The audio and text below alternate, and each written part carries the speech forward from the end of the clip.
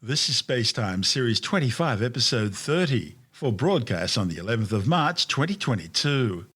Coming up on SpaceTime, a hot Jupiter's dark side revealed in detail for the first time, new measurements of the mass of the most common thing in the universe, neutrinos, and stand by for the March equinox. All that and more coming up on SpaceTime. Welcome to SpaceTime with Stuart Gary.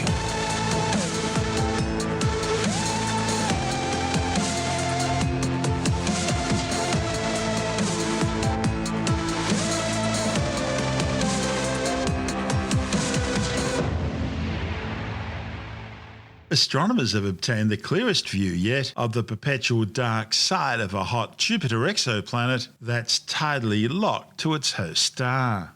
The observations reported in the journal Nature Astronomy have been combined with measurements of the planet's permanent day side to provide the first detailed view of an exoplanet's global atmosphere.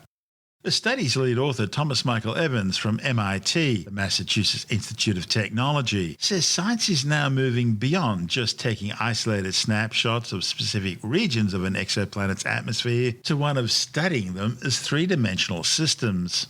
The planet at the centre of the new study is WASP 121b, a massive gas giant nearly twice the size of Jupiter. The planet is an ultra-hot Jupiter discovered in 2015 orbiting around a star 850 light-years away. WASP 121b orbits its host star in just 30 hours. That compares to the 88 Earth days it takes Mercury to orbit the Sun.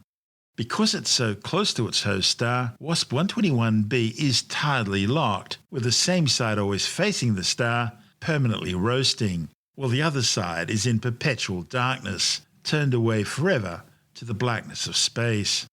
Hot Jupiters have very bright day sides, and WASP 121b's night side is about 10 times fainter than its day side.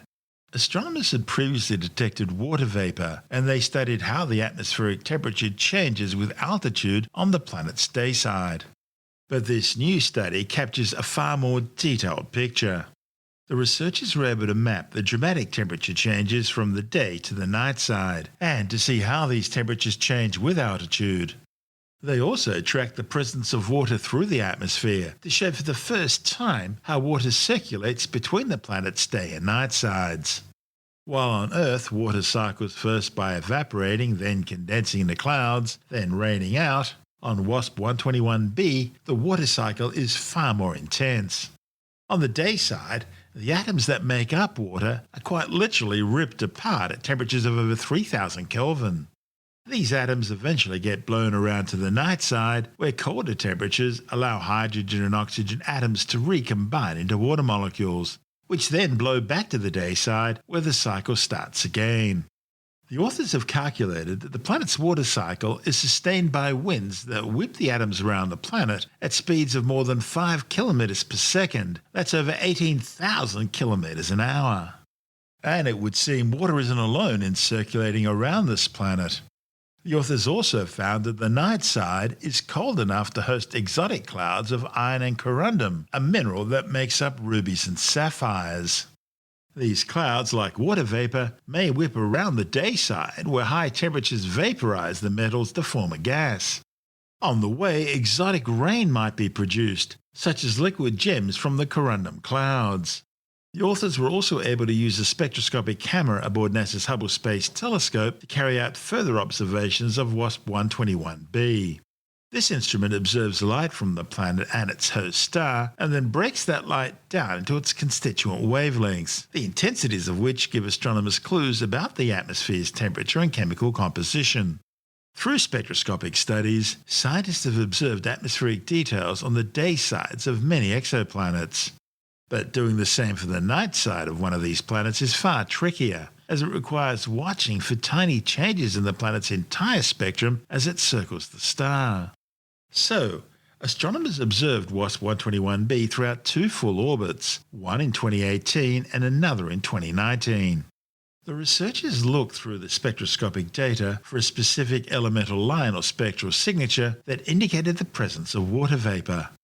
They mapped how it changed at different parts of the planet's orbit, which encoded information about the atmospheric temperature at a given altitude. And they found that the day side ranges from 2500 Kelvin at its steepest observable layer up to 3500 Kelvin in its topmost layers. On the other hand, the night side ranged from 1800 Kelvin at its steepest layer up to 1500 in its upper atmosphere. Interestingly, the temperature profiles appear to flip-flop, rising with altitude on the day side, what's called a thermal inversion in meteorological terms, and dropping with altitude on the night side. The authors then passed the temperature maps through various models that are likely to identify different chemicals likely to exist in the planet's atmosphere, given specific altitudes and temperatures. And this revealed the potential for metal clouds such as iron, corundum, and titanium on the night side. The authors also observed that the planet's hottest region is shifted to the east of the substellar region directly below the star, most likely due to extreme winds. So the gas gets heated up at the substellar point, but it's then getting blown eastwards before it can re-radiate that heat into space. From the size of the shift, Michael Evans and colleagues estimate that wind speeds clock in around 5 kilometers per second. As you'd expect, the authors have already reserved time on the James Webb Space Telescope to observe WASP 121b later this year, and hope to map changes not just in water vapour, but also carbon monoxide, which the scientists suspect should reside in the atmosphere. Current theories suggest that hot Jupiters form further out from their host stars, just like the gas giants of our solar system, and then they migrate inwards. The amount of carbon and oxygen in the atmosphere will provide clues about where these planets actually formed. This is SpaceTime. Still to come, new measurements for the mass of the most common piece of matter in the universe, the neutrino. And America launches a new weather satellite. All that and more still to come on SpaceTime.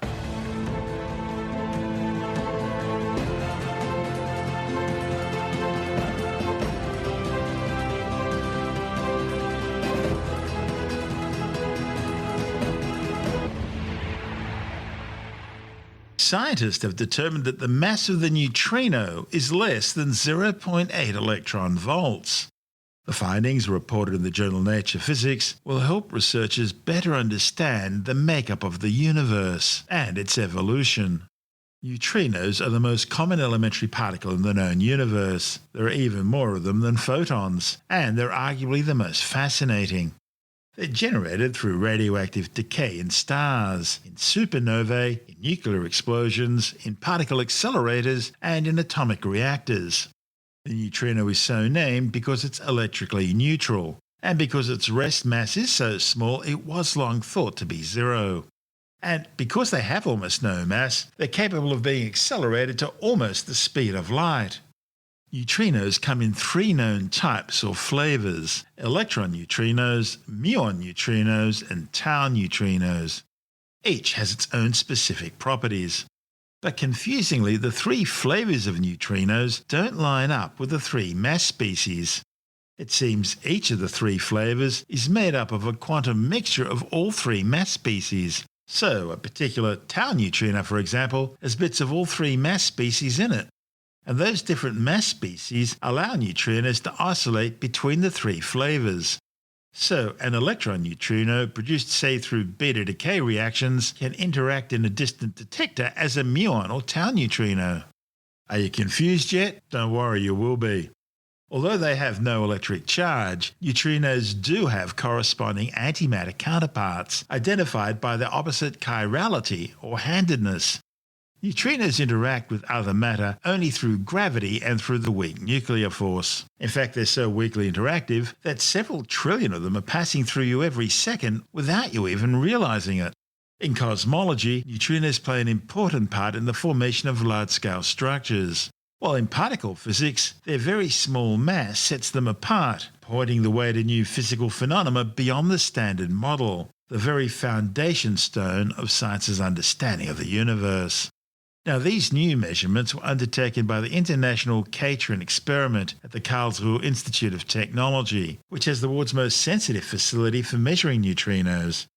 Scientists used the beta decay of tritium, an unstable hydrogen isotope, to determine the mass of the neutrino through the energy distribution of electrons released through the decay process. The 70-metre-long experiment houses the world's most intense tritium source, as well as a giant spectrometer to measure the energies of the decay electrons with unprecedented precision. To undertake these extreme measurements, each and every possible effect on the neutrino's mass, no matter how small, has to be identified and investigated in detail. An extremely laborious and intricate process, but the only way to exclude systematic bias in the results due to distorting processes.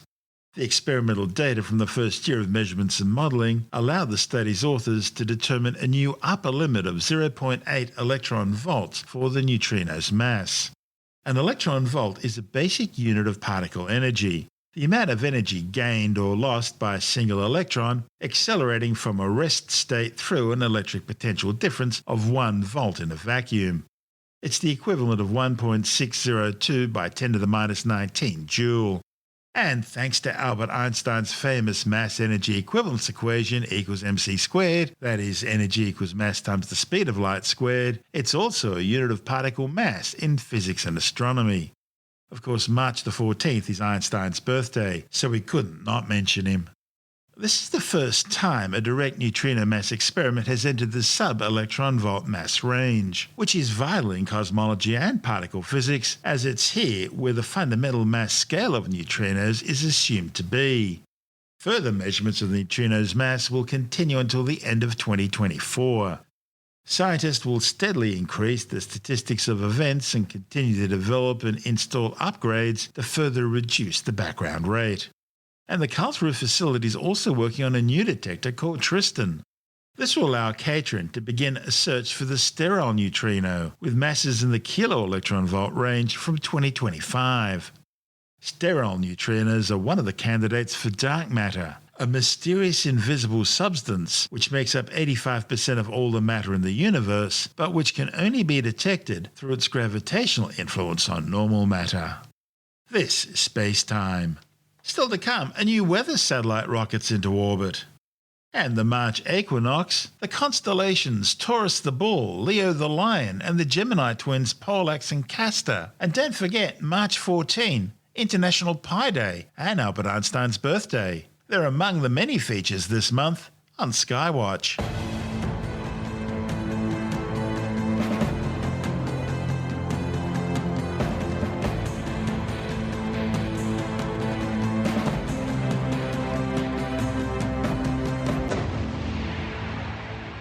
America's newest weather satellite has successfully reached geostationary orbit. The mission flew aboard a United Launch Alliance Atlas V rocket from Space Launch Complex 41 at the Cape Canaveral Space Force Base in Florida. Launch sequencer start. Securing Centaur LH2. Securing Centaur LO2. So there we hear vehicles on internal. The auto sequencer is taken over and count. FCS armed. The flight termination system has been armed, and the team is continuing to finalize all preps as the vehicle is getting ready for liftoff. FCS count started. Reduce ECS for launch. Roger. Vent valves locked. And there we hear the vent valves locked, securing everything to secure that boil off. We should now be coming up on the last call for the range. Rock, report range status. Range green. And there we have a green range, Daryl, so everything looks good this morning. Last but not least, we will bring everything to flight pressures and then hear that last status check. Stable at step 3. And there we verified that all pressures are good, and we are stable at step 3, ready for liftoff this morning. Verify ECS reduced for launch. Verify status check. Go Atlas. Go Centaur. Go goes T. And here we go. The final seconds now. 10, 9, 8, 7, 6, 5, 4, 3, 2, 1. And liftoff. Liftoff of NOAA's GOES-T, our newest weather sentinel in the sky to help keep us safe here on the ground. This look good. View has gone to closed loop control. The RD-180 is now throttling down as expected. Engine response looks good. We're now 33 seconds into flight. Atlas is 3 miles in altitude, 0.9 miles downrange distance. We have passed through Mach 1. Vehicle is now passing through max Q, maximum dynamic pressure. Throttle back those RD-180s. Now 55 seconds into flight. Atlas is 7 miles in altitude, 4 miles downrange distance, traveling at 1900 miles per hour. RD-180 is now throttling back up. They backed off the throttle to reduce Now the at stress 75 on the seconds rocket. into flight. Atlas is 13 miles in altitude, 10 miles downrange distance, traveling at 2,700 miles per hour. Now at 90 seconds into flight, ULA's Atlas V rocket weighs now just one half of what it did at launch, burning propellant at a rate of more than 2,600 pounds per second. In 10 seconds, those solid rocket motors on the side will cut off. SRBs have burned out as expected, and we see a good SRB jettison. Here in a few seconds, they're going to throttle back up. Vehicle performance looks good at this time, now 135 seconds into flight. The RD-180 has throttled down slightly. Vehicle performance continues to look good at this time. Tank pressures are stable, and Atlas booster battery voltages remain in their expected ranges. Now the upper stage is preparing for its use. Centaur reaction control system is now pressurizing to flight levels.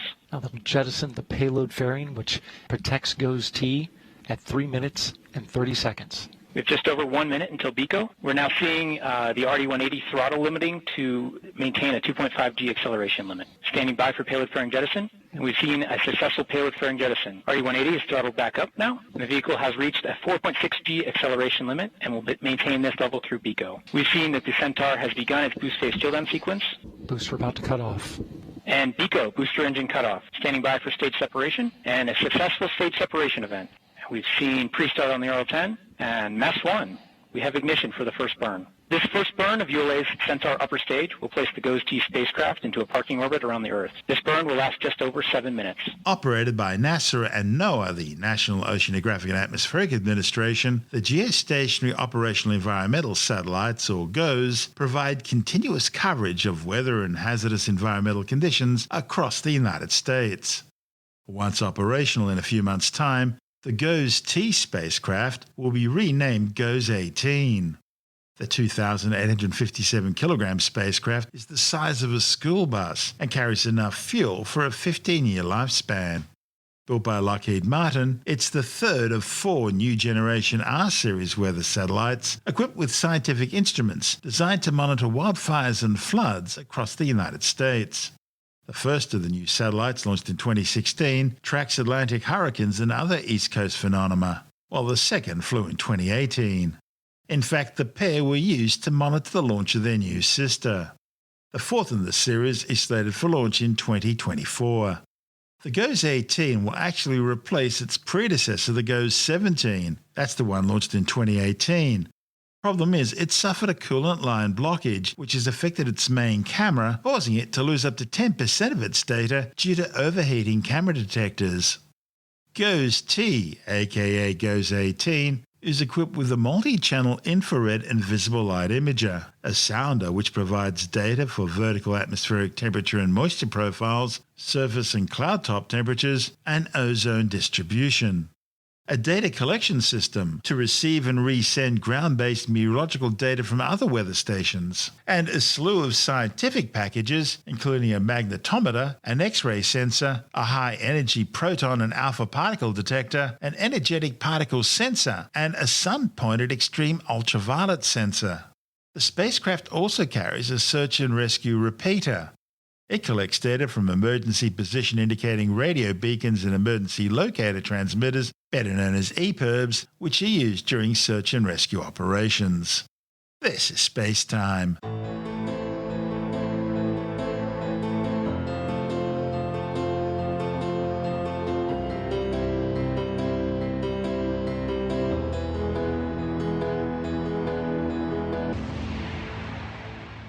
And time now to turn our eyes to the skies and check out the celestial sphere for March on Skywatch. Happy New Year! Well, it would be if this was ancient Mesopotamia or Rome. That's because March was the first month of the new year, going back to the earliest concept of celebrating New Year's Day at the time of the vernal equinox, around 2000 BCE. See, the ancient Roman calendar, which had just 10 months, designated March 1st as the new year. That 10-month calendar is still reflected today, with the name September or Septem being Latin for 7, October or Octo meaning 8, November or Novem 9, and December or Deci meaning 10. It wasn't really until the Gregorian calendar that January 1st marked the start of the new year. But in the beginning it was mostly Catholic countries that adopted it. Protestant nations only gradually moved across, with the British, for example, not adopting the reformed calendar until 1752. Prior to that date, the British Empire and its American colonies still celebrated New Year's Day on March 25th. The highlight of the month is the March equinox, which this year takes place at 0233 hours on the morning of Sunday, March the 20th Australian Eastern Daylight Time. That's 11:33 on the morning of Sunday, March 20 US Eastern Daylight Time and 3:33 p.m. Greenwich Mean Time. For our listeners in the Northern Hemisphere, it means the vernal equinox, the start of spring, while those south of the equator, it's the autumnal equinox, meaning a move into autumn. The day marks the point in Earth's orbit around the Sun when the planet's rotational axis means the Sun will appear to rise exactly due east and set exactly due west to someone standing on the equator. It means almost equal hours of darkness and light. In fact, the very word equinox is derived from the Latin, meaning equus or equal, and nox meaning night. It all comes about because Earth's rotational axis is tilted at an angle of around 23.4 degrees in relation to the ecliptic, the plane created by Earth's orbit around the Sun. That axial tilt is always pointed at the same position in the sky, regardless of Earth's orbital position around the Sun. So, on any other day of the year, either the northern or southern hemisphere is tilted more towards the Sun. But on the two equinoxes, usually around March 21st and September 23rd each year, the tilt of Earth's axis is directly perpendicular to the Sun's rays. However, there's a complication called precession. This causes Earth's spin axis to wobble ever so slightly, just like the axle of a spinning top. The rate of precession is only about half a degree per century, so people don't notice it on human timescales. And because the direction of Earth's axis of rotation determines at which point in Earth's orbit the seasons occur, precession will cause a particular season, for example the Southern Hemisphere autumn, to occur at a slightly different place from year to year over a 21,000-year cycle. At the same time, Earth's orbit itself is subjected to small changes called perturbations. See, Earth's orbit's an ellipse, and there's a slow change in its orientation which gradually shifts the point of perihelion, Earth's closest orbital position to the Sun. Now, these two effects, the precession of the axis of rotation and the change in the orbit's orientation, work together to shift the seasons with respect to perihelion. And because we use a calendar year that's aligned to the occurrence of the seasons, the date of perihelion gradually regresses through a 21,000-year cycle. And there's another complication. Australia and some of the other Commonwealth countries start their seasons on the first day of the month, what are referred to as meteorological seasons, rather than on the solstices and equinoxes, which are referred to as astronomical seasons. So that means Australia's autumn officially began on March 1st rather than on the day of the March equinox. Meteorological seasons are used because it makes it easier for meteorologists and climatologists to break the seasons down into more exact 3-month calendar groupings for comparing seasonal and monthly statistics. The moment of the March equinox is also important in astronomy because it's used to define the celestial coordinate system of right ascension and declination. In astronomy, the celestial coordinate system is the astronomical equivalent to the latitude and longitudinal coordinates used on Earth's surface. It's used to specify the position of objects in three-dimensional space and the direction of those objects on the celestial sphere, the imaginary globe surrounding the Earth. In other words, it lets scientists determine the position of a celestial object, such as a satellite, a planet, stars, galaxies, and so on. Right ascension, which uses the symbol alpha, is the angular distance measured eastwards along the celestial equator from the vernal equinox. On the celestial sphere, it's analogous to terrestrial longitude. Declination, which uses the symbol delta, measures the angle north or south of the celestial equator, and so it's the celestial equivalent to terrestrial latitude. Marking the vernal equinox and setting the western evening sky this time of year is one of the oldest recognised constellations in the heavens, Taurus the Bull, so named around 6,000 years ago. In Greek mythology, Taurus represents the king of the god Zeus. Zeus lusted after King Agenor's daughter Europa, who was looking after a herd of cattle. Now, being a god and with godlike powers, Zeus decided to transform himself into a powerful white bull so that he could get closer to the beautiful Europa.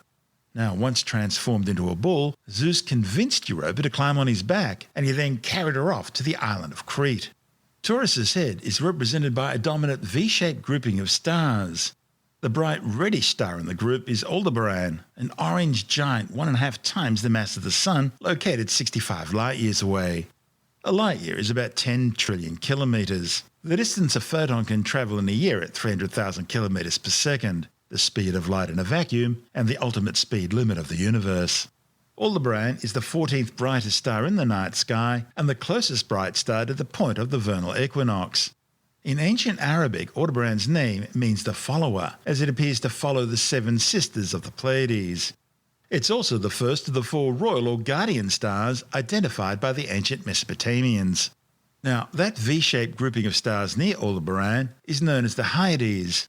It's the nearest young open star cluster to Earth, located just 153 light-years away. Between Aldebaran and the Orion constellation, you'll see a bright red star. That's Betelgeuse, the 9th brightest star in the night sky, these days more commonly called Betelgeuse. If you turn to the north now, you'll see the 2 bright stars Pollux and Castor, which represent the northern constellation of Gemini, the twins. In Greek mythology, they were brothers who travelled with Jason aboard the ship Argo in search of the Golden Fleece. Pollux is an orange-hued evolved giant star, located 34 light-years away. It has about twice the Sun's mass and is bloated out to around 11 times the Sun's diameter. In 2006, an extrasolar planet or exoplanet, designated Pollux b, was discovered orbiting the star. The planet is a gas giant, orbiting its host star every 1.61 Earth-years. The other star, Castor, is located some 51 light-years away, and it's actually a system of 6 stars comprising 3 eclipsing binaries. Eclipsing binaries are binary star systems in which the orbital plane of the 2 stars in the system lies so nearly along the line of sight from the observer here on Earth that the stars appear to eclipse each other. Looking to the northeast now, and you'll see the star Regulus, or Little King, the brightest star in the constellation Leo the Lion. Leo is mentioned by Homer in his famous 8th century BCE poem, the Odyssey. According to Greek mythology, Leo was killed by Hercules as the first of his 12 labours. Located some 79 light-years away, Regulus is a multiple star system composed of at least 4 stars. Regulus A, designated Alpha Leonis, is a spectroscopic binary comprising a rapidly spinning spectral type B blue-white star, around 3.5 times more massive than the Sun, with some 288 times the Sun's luminosity, and a small companion star, most likely a white dwarf, the stellar corpse of what once would have been a Sun-like star. The pair take about 40 days to orbit each other. Spectroscopic binaries are double star systems orbiting each other so closely and at such an angle that they can only be visually separated, from our viewpoint here on Earth at least, by their spectroscopic signatures. Astronomers describe stars in terms of spectral types. It's a classification system based on temperature and characteristics. The hottest, most massive and most luminous stars are known as spectral type O blue stars. They're followed by spectral type B blue-white stars, then spectral type A white stars, spectral type F whitish-yellow stars, then spectral type G yellow stars. That's where our Sun fits in. Then there's spectral type K orange stars, and the coolest and least massive of all stars are spectral type M red stars, commonly referred to as red dwarfs. Each spectral classification system is further subdivided using a numeric digit to represent temperature, with 0 being the hottest and 9 the coolest. And then you add a Roman numeral to represent luminosity. So, our Sun technically is a G2V or G25 yellow dwarf star. Also included in the stellar classification system are spectral types L, T and Y, which are assigned to failed stars known as brown dwarfs, some of which were born as spectral type M red dwarf stars but became brown dwarfs after losing some of their mass. Brown dwarfs fit into a unique category between the largest planets, which can have around 13 times the mass of Jupiter, and the smallest spectral type M red dwarf stars, which are around 75 to 80 times the mass of Jupiter, or about 0.08 solar masses. The primary star in Alpha Leonis completes a full rotation around its axis in under 16 hours. That's incredibly quick, especially when compared to our Sun's 30-day rotational period. Now, this gives the primary star an oblate appearance, and it causes what's known as gravity darkening, meaning its poles are considerably hotter and 5 times brighter per unit surface area than its equatorial region. Scientists estimate that if it were rotating just 15% faster, the star's gravity would be insufficient to hold it together, and it would literally spin itself apart. Located further away are Regulus B, C and D, which are all dim main sequence stars. Main sequence stars are those undergoing hydrogen fusion into helium in their core, like the Sun's currently doing. Regulus B and C are thought to orbit each other every 600 Earth years and are located around 5,000 astronomical units away from Regulus A. An astronomical unit is the average distance between the Earth and the Sun, around 150 million kilometres or 8.3 light minutes. Regulus B is a spectral type F white-yellow star, while its companion Regulus C is a small spectral type M red dwarf star. Regulus D is a bit more of a question mark. It's a dim star, and, at least from our point of view, it appears to be sharing motion across the sky with other members in the group. At the opposite end of the constellation of Regulus is the star Beta Leonis, or Denebula, the horse's tail. It's a luminous white star thought to be spectral type A, about half as bright as Regulus, and the third brightest star in the constellation Leo. Beta Leonis has about 1.8 times the mass of the Sun and about 15 times the Sun's luminosity. It's suspected of being a dwarf Cepheid or Eta Scuti type variable star, meaning its luminosity varies very slightly over a period of several hours due to pulsations on its surface. Also at the other end of Leo are the stars Theta and Iota Leonis, the loins of the lion. Theta Leonis is about 165 light-years away. It's a very young spectral type A white star, about 2.5 times the mass of the Sun. With an age of just 550 million years, Theta Leonis' spectra shows enhanced absorption lines for metals, that is, elements other than hydrogen and helium. This increased metallicity appears around 12% higher than the Sun, allowing the star to radiate with some 141 times the luminosity of the Sun from its outer atmosphere, at an effective temperature of 9,350 Kelvin, literally giving it a white-hot glow. Located some 79 light-years away, Iota Leonis is another spectroscopic binary, consisting of two stars orbiting each other every 183 Earth years. The primary star is a spectral type F yellow dwarf star, a little hotter and more massive than the Sun. Algebra, or Gamma Leonis, is a binary star system with a visible third component. The two primary stars are located 126 light-years away and can be resolved in a backyard telescope. Both are yellow giants, orbiting each other every 600 Earth days. The unrelated tertiary star, named 40 Leonis, is a yellow tinged star which can be seen through binoculars. Its traditional name, Algebra, means the forehead. Other stars in the system include Delta Leonis, or Zosma, which is a blue-white star 58 light-years from Earth, Epsilon Leonis, a yellow giant some 251 light-years from Earth, and Zeta Leonis, an optical triple star. The brightest component is a white giant about 260 light-years from Earth, while the second brightest star, 39 Leonis, is widely spaced and is located to the south of the primary, with the third and faintest star in the system, 35 Leonis, located to the north. Also located in Leo is Tau Leonis, visible as a double star through binoculars. It includes a yellow giant located some 621 light-years from Earth, and a binary secondary star 54 Leonis, a pair of blue-white stars divisible in small telescopes and located 289 light-years from Earth. Also in the constellation Leo, you'll find the Leo triplet, a group of three galaxies, Messier 65, Messier 66, and NGC 3628, all appearing relatively close together. Messier 65, also known as NGC 3623, is an intermediate spiral, or possibly barred spiral galaxy about 37 million light-years away.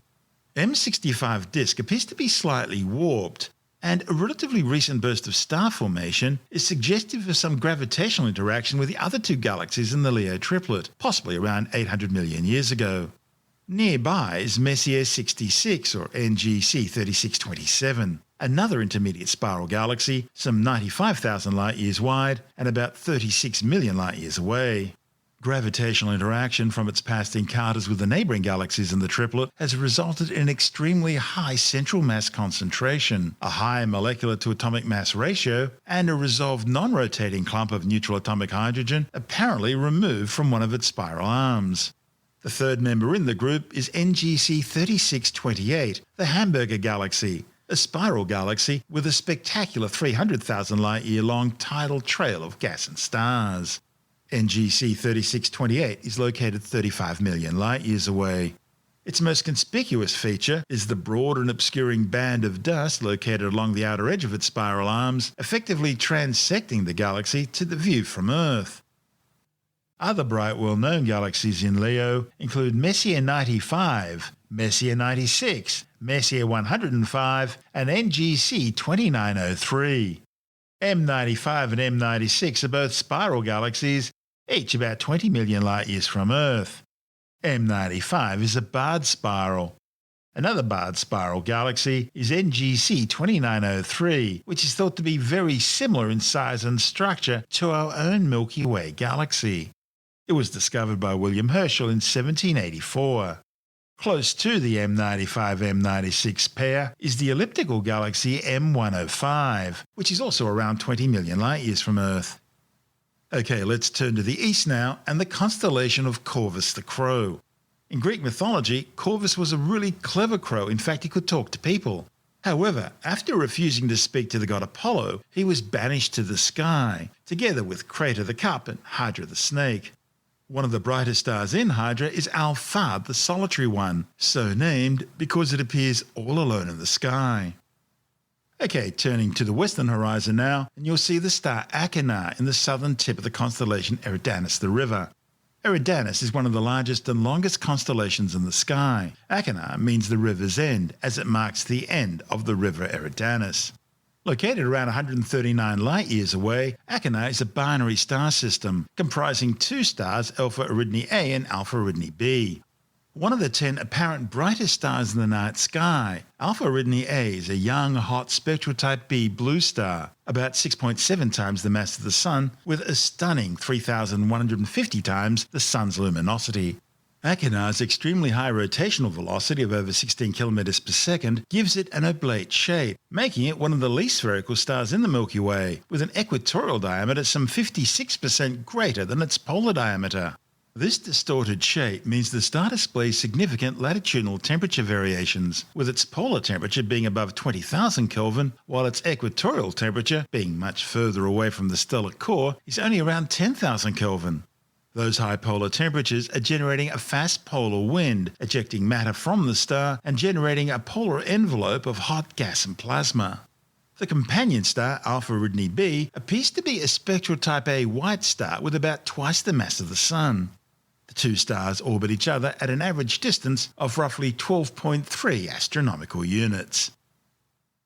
Now, just a quick reminder that March 14th marks the yearly celebration of the mathematical constant pi. Pi is the ratio of a circle's circumference to its diameter. But it's also an irrational number, meaning its decimal representation never ends and never repeats. More than just a number, pi has important applications in astrophysics, orbital mechanics, and other fields of astronomy. It's been calculated to over 1 trillion digits, and the current record for reciting pi from memory is over 70,000 digits. Imagine sitting next to that person at a dinner party. As for me, 3.14159 is about it. Of course, as well as Pi Day, March 14 is also the birthday of the great Professor Dr. Albert Einstein. Jonathan Nally, the editor of Australian Sky and Telescope magazine, joins us now as we continue our tour through the March night skies. G'day, Stuart. Well, March, we normally start, as you know, our tour of the sky with the south because there's lots of good things to see in the south, and I like the south. That's the southern part of the sky, that is, for the southern hemisphere. Lots of good stuff. You've got the Southern Cross and all those sorts of things. But this time we'll start with the view to the north and see what we can see in mid-latitudes in the southern hemisphere. If you're in the northern hemisphere, you've got to look to the south, of course. So we're in the southern hemisphere looking to the north. So low down in the north at the moment, you've got 4 constellations of the zodiac. There are 12 constellations of the zodiac, and you can see 4 of them really easily at the moment. You've got Taurus, you've got Gemini, Cancer, and Leo. Cancer and Leo, they look a bit bare, just to the unaided eye. If you go out and have a look at that area of the sky, you think it's not much there. But Gemini and Taurus look really, really good. They've got some really standout things. So you can easily tell Gemini, for instance, because it's 2 bright stars. Gemini is the constellation of the twins, so-called, and these 2 stars, Castor and Pollux, are very close together in sky terms. And they're not the same brightness, but they're close to the same brightness. And the interesting thing, because they are the 2 bright stars in the constellation of the twins, well, the star Pollux is actually a twin itself. It's a double star system, right? And Castor, the other one, it's not a double star system. It's a sextuple star system. There are 6 stars in this star group. To the unaided eye, you can only see 1, but there are actual 3 sets of double stars. So you've got a double star is where 2 stars are orbiting around each other. You've got 3 sets of those all orbiting around each other in this star Castor. So it's really quite amazing when you think about it. And, you know, they say that many, if not most stars out there in the universe probably are in double or triple or quadruple star systems or something like that, and single stars like our sun are a bit more of the oddity. And it also, of course, used to be thought that if you do have double stars and triple stars and whatever, what would that mean for the formation of planets around them? Would the gravitational field of the extra stars cause such a disturbance that planets wouldn't be able to form? And for a long time, this camp said, yeah, we don't think planets will be able to form around those stars. That was a huge debate. Well, we might be able to. Yeah, big debate. But and then they started finding all these planets in other star systems, and even planets in multiple star systems. So it just goes to show that there's a lot happening out there, even in double stars. Tatooine is there, out there somewhere. Yeah, absolutely. Yeah. So the science fiction authors tend to have a bit more imagination, perhaps, than that's probably not true. The science, by its nature, is, I guess, conservative, and scientists don't tend to stick their neck out too much, or if they do, they make it clear that they're sticking their neck out. And There's always another scientist willing to chop it off if it's out too far. So, like they say, if they say, look, I'm sticking my neck out here, and this might be the case, that's fine. But if they really be too dogmatic about it, they could, pride goeth before the fall, sort of thing. So what else we got? So Gemini, and we've got Taurus. Taurus is with its bright red star Aldebaran.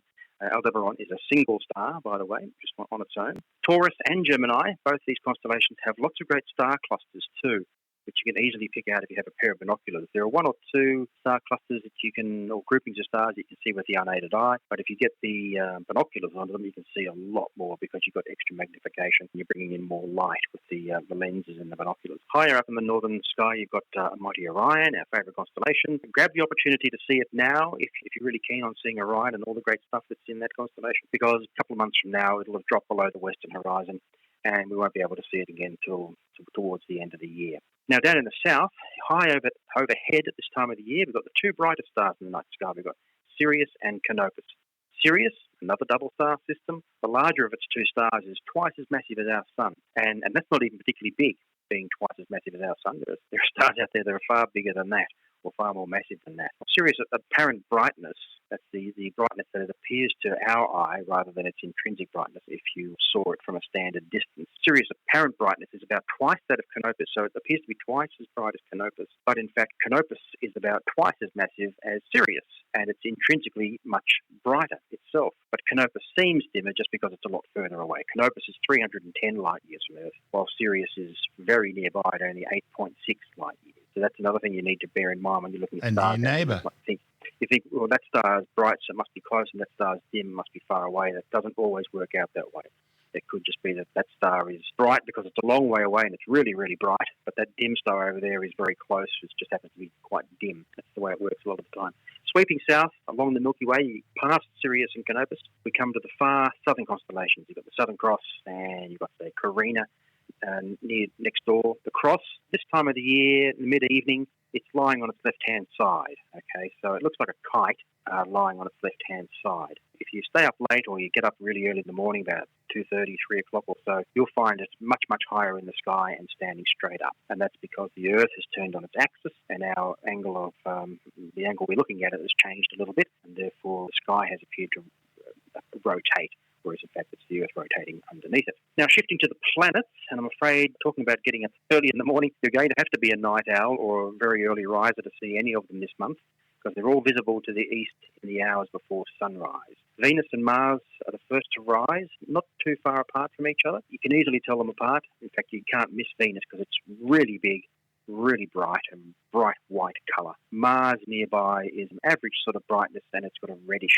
sort of tinge to it. So if you go out, have a look in the east a few hours before sunrise, and you see the biggest, brightest white light you can see, that's Venus, and the reddish-looking star in inverted commas nearby is Mars. A couple of hours after those two rise, also rising, we get Mercury and Saturn coming up over the horizon. Now, these two start off the month very close together in the sky. It just happens to be a line of sight thing. Our point of view from Earth sort of goes past Mercury, and into the far distance beyond Mercury, you've got Saturn. So they seem to be close together, but of course they're very far apart in the actual solar system. Mercury is the brighter of the two of those planets at the moment. It looks big and bright and white, and slightly dimmer Saturn has a yellowish tinge. You can always tell Saturn with that yellowish sort of tinge. As the days pass throughout this month, Venus and Mars, which started fairly close together, they're going to slowly move apart from each other. And Saturn and Mercury are going to really shoot away from each other as our line of sight to them changes. As we go around in our orbit, as Mercury goes around its orbit, and Saturn as well. And Mercury's going to start dropping lower and lower down towards the horizon, and eventually it'll disappear into the glare of the sun.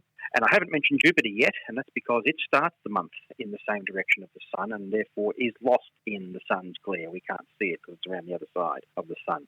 But by the end of the month, you should be able to spot it as well, poking its head up over the horizon shortly before sunrise, probably in a sort of pre-dawn glow. You'll see a brightish-looking white star, and that will be Jupiter. That's Jonathan Alley, the editor of Australian Sky and Telescope magazine.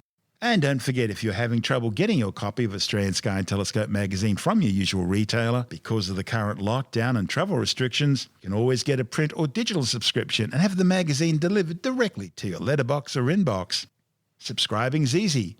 Just go to skyandtelescope.com.au. That's skyandtelescope.com.au, and you'll never be left in the dark again.